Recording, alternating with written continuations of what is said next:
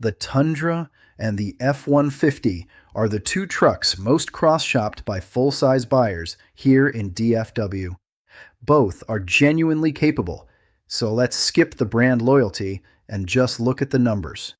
The Tundra's standard I-Force gas engine makes 389 horsepower and 479 pound-feet of torque on SR5 and above. The I-Force Max Hybrid adds an electric motor for 437 horsepower and 583 pound-feet of torque. The F-150 offers 6 engine options. The standard EcoBoost V6 makes 325 horsepower. The top gas engine, a 3.5-liter EcoBoost V6, makes 400 horsepower and 500 pound-feet. Here's where the F-150 has the edge. Properly equipped, it tows up to 13,500 pounds. The Tundra tops out at 12,000 pounds. That's a real difference, but both numbers require specific configurations to actually hit. Based on RepairPal data, for full-size trucks specifically, the Tundra averages approximately $606 a year in repair costs.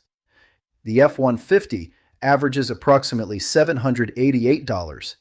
Both are below the full-size truck category average of $936 a year. But the Tundra's advantage adds up over time.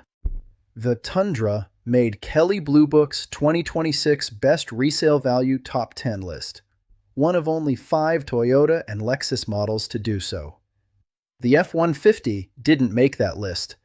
Ford's highest-ranked model this year was actually the Maverick.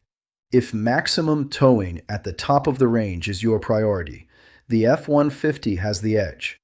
If long-term reliability, lower repair costs, resale value, or a factory hybrid matter more to you than the last 1,500 pounds of capacity, the Tundra makes a strong case. Our team at Freeman Toyota can walk you through both trucks side by side based on how you'll actually use one.